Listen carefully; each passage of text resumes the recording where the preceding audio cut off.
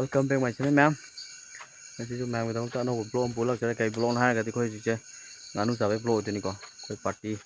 kau yang bersing kakak amaga main pun dah kau ire ngasi di sini pam sih kau masuk hari ucara ke ayo di sini pakai jadi thabi ga biru kan nih kau salah kini hai tare hai itu kan sangat pada yum sangri kau karo melo get celere aduh di ma'am sangkil lagi let's go.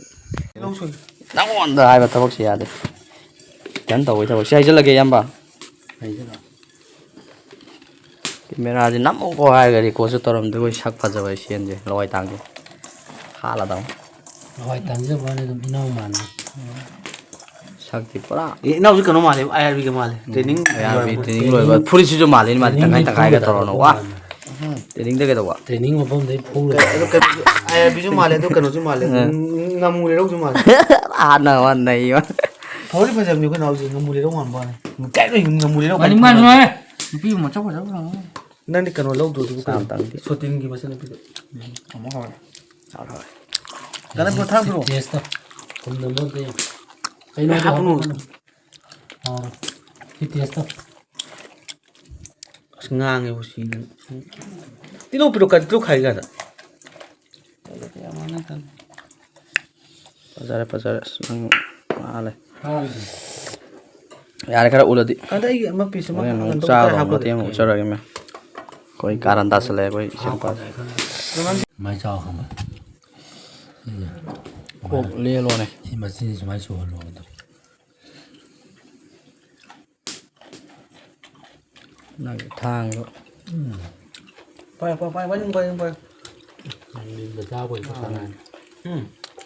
mình đỡ sao vậy anh khối pa mình đi khối pa mình đi sa anh bay phải cái cái ra mấy phát sao cái này mình cắt thầm chứ ừ sao vậy này không muốn này đó nó dùng một cái lọc thôi cây ra lọc thôi rồi nên này cây nó nè ngắn lúc cây chán lọc thôi rồi ngắn rồi đi người ta wow ấy chỉ có bây giờ đi cái này bây giờ đi là sao nó trồng trọt nó hậu quá đâu đi luôn chứ làm sao được ra rồi nhỉ ra rồi nhỉ nó đang ra cái gì à phải về ngay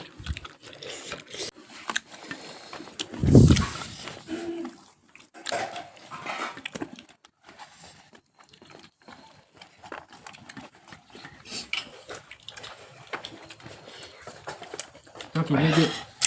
thế ôi đùa nó quay nó quay điện lại cho lại ăn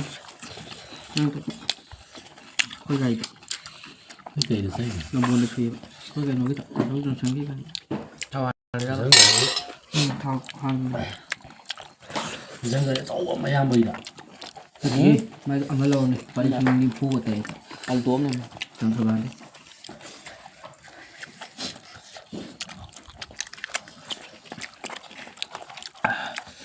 Nicole ini. Ini tak mana? Siapa ini?